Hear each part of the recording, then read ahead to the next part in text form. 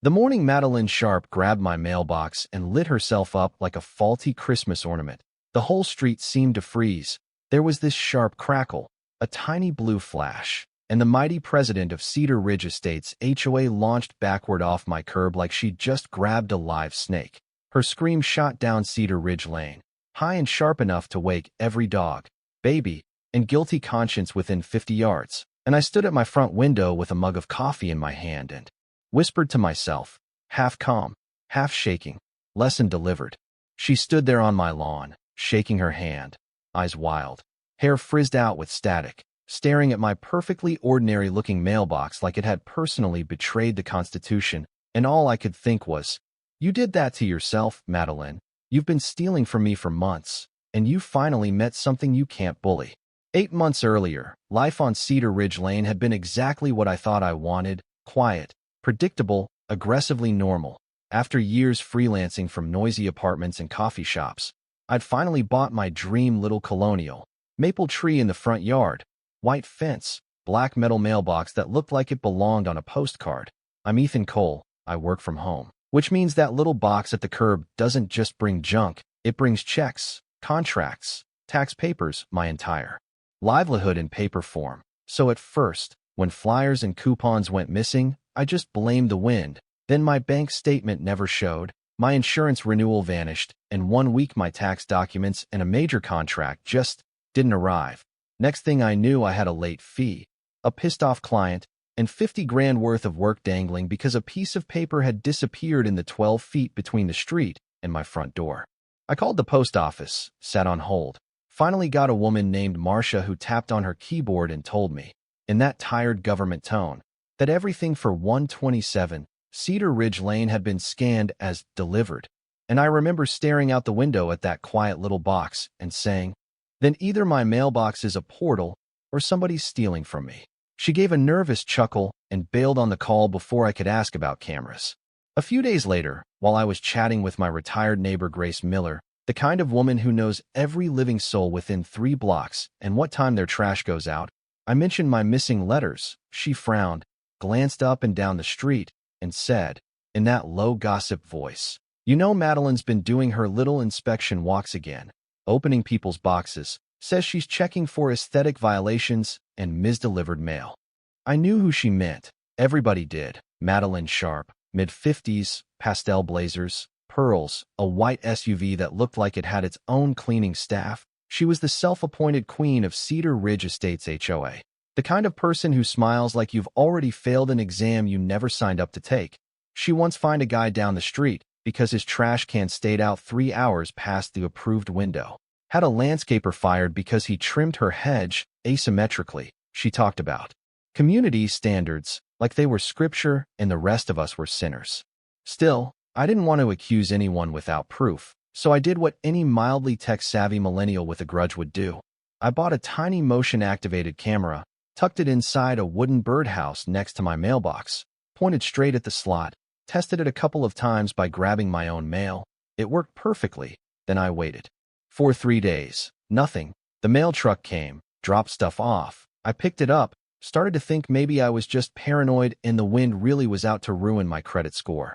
Then on day 4, there she was on the playback, 2:37 p.m., sun bright, street empty. Madeline Sharp's white SUV rolled past. She parked up the street, did a little fake lawn inspection with a clipboard under her arm, looked both ways, walked straight to my box, opened it, flipped through my mail, took the envelopes. That looked important, left the junk, closed it, and walked away like she was doing the Lord's work. The next day, same thing, different time, new envelopes, same casual theft, no gloves, no disguise, just the president of Cedar Ridge Estates HOA committing federal crimes in a coral blazer. So I started a folder on my laptop, labeled every clip with date and time, and every night I'd sit there with my coffee, watching my own personal crime documentary, thinking, okay, Madeline, how long do you think you can get away with this? When I had more than enough, I printed stills, circled her hand and that little wedding ring, walked down to her house, a big columned place with flower beds lined up like soldiers, and knocked. She opened the door with that polished smile. "Oh, Ethan, what a surprise. Everything all right?" "Oh, everything's great," I said, holding up the stack of photos, except for the part where you keep emptying my mailbox. For a split second, her eyes went flat. Then she laughed, high and fake. I was just checking for mis-delivered letters. Our mailboxes all look alike. They're different colors, I said. And you live on a different street. That was when her husband, Harold Sharp, appeared behind her in a polo and that permanent lawyer face. You accusing my wife of theft? That's slander. The HOA doesn't tolerate troublemakers. I've got video, I told him, suddenly very calm. Would you like a copy? He told me I should be careful who I showed it to, shut the door in my face. And 2 days later, I got an official notice from Cedar Ridge Estates HOA citing me for unauthorized surveillance equipment visible from public view. With a fine attached, she'd taken the evidence of her own crime and turned it into a weapon against me. I took everything to the local station, talked to Officer Daniels. He watched the clips, frowned, and said it was compelling, but without recovered mail in her house or her hands, actually filed under my name. The postal inspectors might drag their feet. We can warn her, he said, but there's a lot of gray area until we catch her with the goods. I walked back home feeling like I just sat through a masterclass in how bureaucracy politely shrugs at people like Madeline. And that was the night something in me shifted from angry to creative. That evening I sat on my porch, staring at that metal box at the end of my driveway, listening to sprinklers hiss and cicadas buzz, watching Madeline's SUV glide home like she owned the asphalt. And I realized I had two options: keep playing nice and keep losing mail, or build something that made touching my mailbox the worst idea she'd had all year. I opened my laptop and went down a rabbit hole: mailbox security, non-lethal deterrence. How many volts until someone rethinks their life choices? I read federal code about mailboxes, forum threads from farmers arguing over electric fences, posts from nerds arguing about static discharge. The pattern was clear. I couldn't rig anything meant to seriously hurt someone. That would be illegal. But I could absolutely defend my property with a low voltage, clearly labeled, "Do not touch this" system that delivered more lesson than injury. So I called my old college roommate, Jordan Park, an electrical engineer with a wicked sense of humor. "Hey man," I said, "you ever wired a mailbox?" There was a pause, then a laugh. "Not yet, but I'm already on your side. Tell me what she did." By the time I'd finished the story, Jordan had sketched a basic design. We'd build a tiny circuit powered by a 12-volt battery, tied to a sensor in the mailbox door, add a loud warning beep right before the discharge, and make the pulse a sharp static slap, the kind that makes you yank your hand back and reevaluate your life, not the kind that sends you to the ER. "And put a warning sign," he said, clear text. "Electric deterrent, do not touch." No one can say they weren't warned. We spent 2 nights in his garage surrounded by wires and the smell of solder, assembling this absurd little justice machine. Jordan volunteered as the first test dummy, stuck his finger into the mock-up box, waited for the beep, then yelped as the pulse hit, jerking his hand back with a string of creative language. Then he grinned. "That's perfect. Hurts your pride more than your body."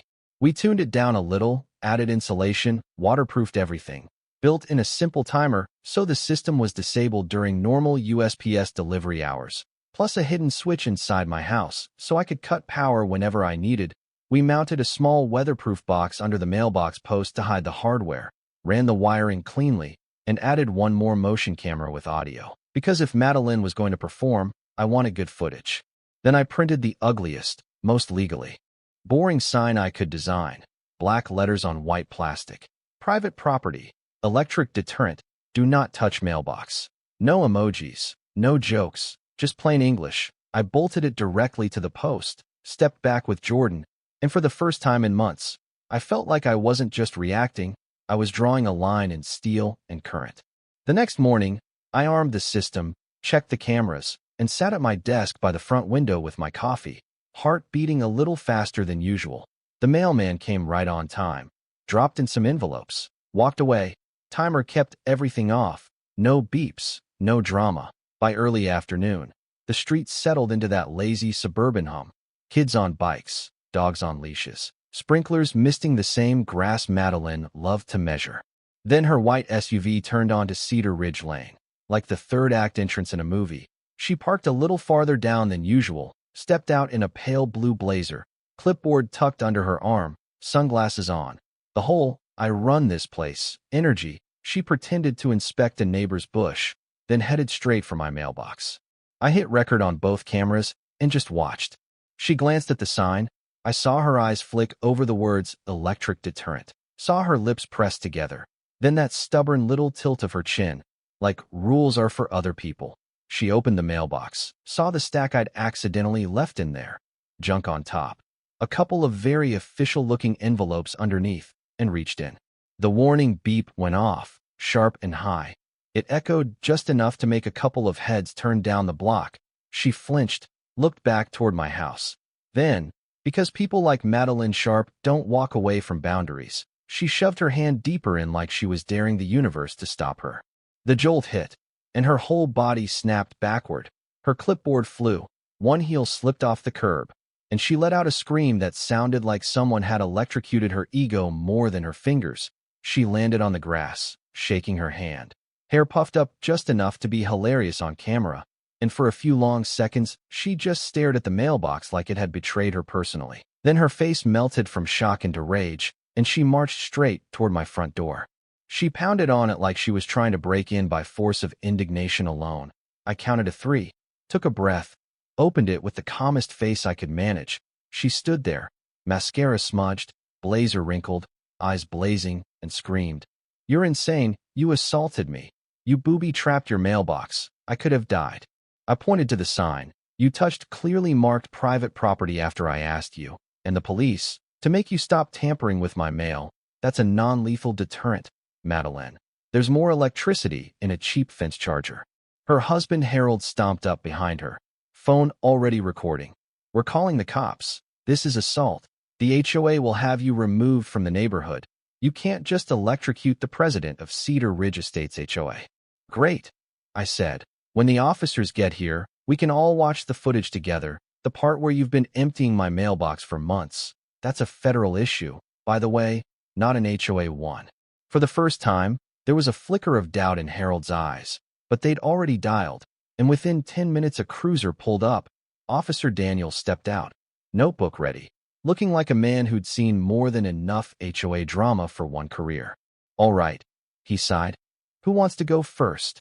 Madeline launched into her speech like she was at a board meeting, full volume, lots of big words, claiming I'd set up a deadly trap, that I'd endangered the entire community, that as president of Cedar Ridge Estates HOA, she had every right to inspect my mailbox for violations. Officer Daniels listened, then turned to her and asked the simplest question in the world. "Ma'am, why were you putting your hand inside his mailbox in the first place?" She stuttered something about inspections and standards. He raised an eyebrow, then looked at me. I handed him a thumb drive. Months of video, multiple angles, timestamps, her taking my mail, probably other people's too. He watched the first clip in the patrol car, then a second, then the fresh one of her getting zapped. His mouth twitched like he was trying very hard not to laugh. When he came back, his tone had shifted. "Mr. Cole," he said, "your sign is clear. Your system's non-lethal. You told us you had a problem. You documented it. You're within your rights. Keep all of this. I'll file the report." He turned to Madeline. "Mrs. Sharp, I'm formally warning you. Touching someone else's mailbox is a federal offense. If we get another call about you doing that, this won't be a friendly chat on a front lawn." She went pale under the spray tan, but pride is a hell of a drug. She hissed something about lawyers, stormed back home, and that night I got an HOA email accusing me of endangering residents and demanding I remove my device immediately. I forwarded it, along with the footage, to Officer Daniels, and figured the next move wouldn't be hers. I was right. 2 days later I got a call from Agent Marcus Lewis with the U.S. Postal Inspection Service. Calm, professional voice. "Mr. Cole, we've received the report and your videos, and we've had a spike in missing mail complaints in your area. You're not the only one. We'd like copies of everything. This may be part of a larger pattern." "Happy to help," I told him, and I meant it. That Thursday, 2 unmarked sedans with United States Postal Inspection Service on the doors rolled onto Cedar Ridge Lane. Neighbors came out to water plants and check the weather. While they really just watched, Agent Lewis shook my hand, thanked me, then went door to door with his partner, talking to Grace, to the Jenkinses, the Petersons, the Alvarezes. Within an hour, it was clear Madeline's little hobby hadn't just hit me. Birthday cards, checks, prescriptions, small packages, all lost. Between the truck and the porch for years. Around midday, a sheriff's cruiser joined them in front of Madeline's immaculate house. They rang the bell. She opened the door with that brittle politeness she kept for people she couldn't bully. Agent Lewis held up a paper. "Mrs. Sharp, we have a federal search warrant. We have reason to believe you're in possession of stolen mail." She exploded, called it harassment, claimed she'd been protecting the community from postal incompetence. But when Harold quietly said, "Just cooperate," something in her cracked. The agents went inside, and soon they started carrying out boxes, literal boxes of mail, some opened, some rubber-banded and labeled with neighbors' names. One even marked "Ungrateful Residents," like she was curating her own museum of petty revenge. From my porch, I watched Grace Miller clutch a stack of recovered letters to her chest. Eyes wet, saw Agent Lewis shake his head and say to me later, "She kept everything, logs, dates, notes about who argued with her at HOA meetings. This wasn't absent-minded. This was targeted." Eventually, they walked Madeline Sharp out in handcuffs. She looked smaller without the blazer and the clipboard, but her eyes still burned. As they passed my house, she spat. "You ruined my life. Ethan, you cheated. You're no better than I am." I leaned on the porch rail. "No, Madeline, I just put a lock on a boundary you kept crossing and turned the camera on."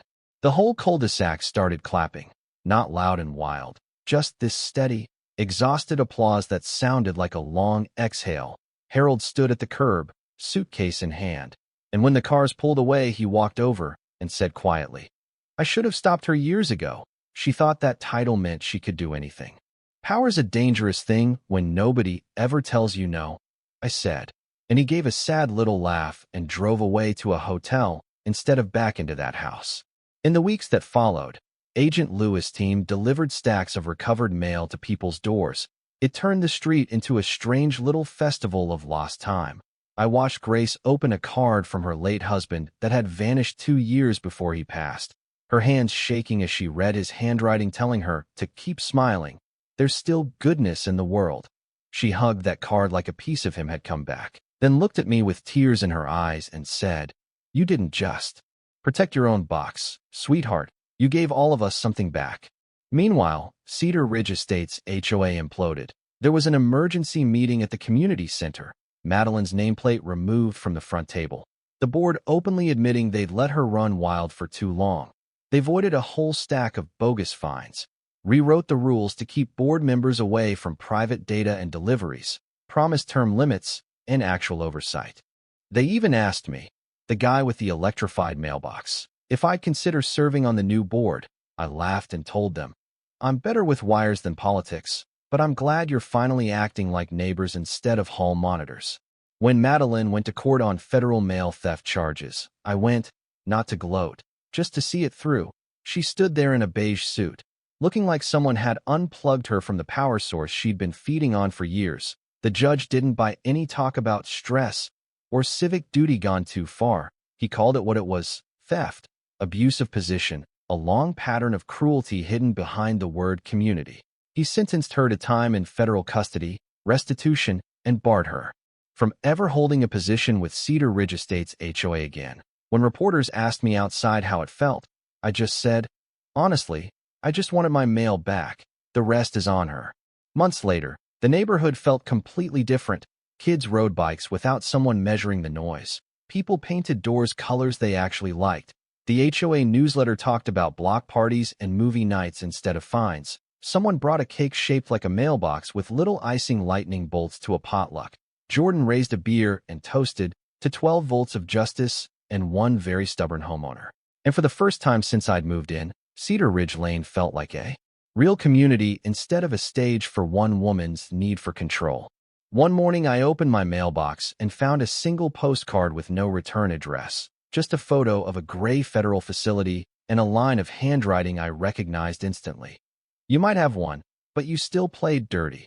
A mess. I pinned it on my corkboard above a photo of my humming, perfectly legal mailbox, wrote consequences under it in marker, and realized I didn't feel angry anymore, just done.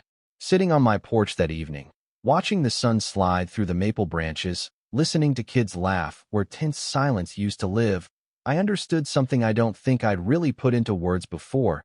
This was never just about envelopes.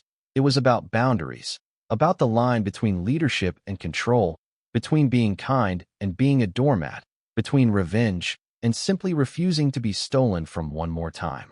People like Madeline Sharp thrive when everyone stays quiet, when we're so scared of being difficult that we let them rewrite the rules and call it order. All I did was document, draw a line, and add a little electricity to make that line unforgettable. I stayed within the law, I posted the warning, I pressed record, and I let her decide whether to cross it. So now I'll throw this back to you. If the president of your HOA kept emptying your mailbox, costing you money, time, and peace of mind, would you have done what I did? Would you confront, walk away, call the feds, wire the box? Where's the line between standing up for yourself and going too far? Tell me in the comments what you think. Was the shock justified? Was the punishment fair? What would justice look like where you live? And if you want more true HOA karma stories told straight, with a little humor and a lot of heart, don't forget to subscribe, because in this neighborhood at least, karma doesn't knock on the door anymore. It hums quietly in 12 volts and waits for the right hand to reach in.